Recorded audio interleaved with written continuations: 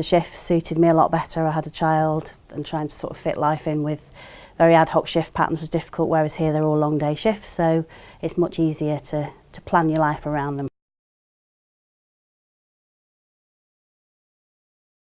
Now I work 4 days a week. Most of the staff here work 3, they do 3 long days.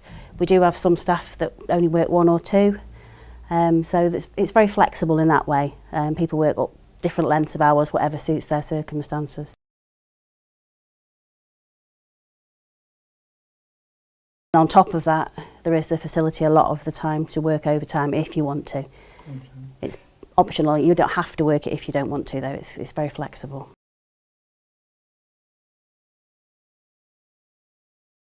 It does depend what I'm doing, because as a senior some days I actually run the day, so we stand in for the superintendents and run the day. So that's obviously quite a different day to if I'm actually operating one of the scans, so it depends a little bit on what my day is going to be. If we're doing the scans, we come in the morning. Obviously we are a team, we don't all work individually, so very often first thing in the morning, just about getting everything set up and ready for the day, seeing how everybody is, obviously having a coffee, just getting everything geared up for the day and making sure everything's organised and everything's working properly, ready for the day ahead. So we normally start work around about half an hour before we get our first participants of the day.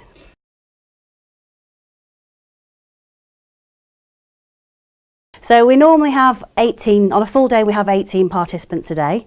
They come in blocks of 3 at a time, they all have different appointment times. Depending upon what time they come and where we are in the process sort of within imaging, they either spend a little bit of time through in the clinic, having sort of biometric measures taken, interviews, that sort of thing, or sometimes they do come straight through to imaging. We actually do 2 MRI scans on them. They have a brain scan, they also have a heart and abdomen scan. They have a bone density scan, so a DEXA scan, and also we do ultrasound scans of carotid arteries and ECGs.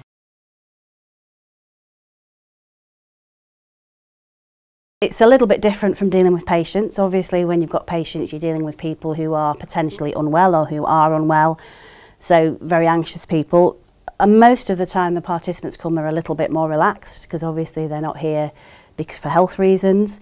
We do still get people who are anxious, obviously. People are a bit concerned about having the MR scans, so that sort of manifests itself in a few different ways. And we get people from all walks of life, so like with every walk of life, some people are you know, very happy to be here and very easy to deal with, and obviously you do get other people who sometimes, perhaps because they're stressed or they're not sure what's going to happen, can be a little trickier. Ask a lot of questions, which is, you know, is good. It's understandable, they want to know what's going on.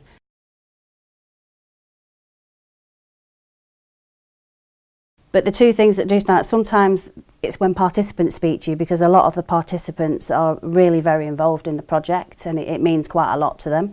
So that sort of brings it home. But also when research actually gets published and you sort of see things, you think, well, we were a part of that, you know, the data that's been used to do that research, we collected it. So yeah, it makes you feel quite good, quite a sense of you're part of something very worthwhile.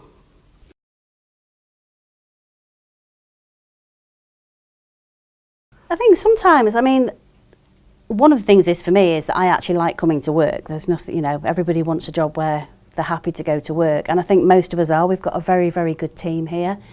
Everybody gets on, everybody does their job, and the reason it works so well is because we work as a team, and that's the clinic and the imaging together.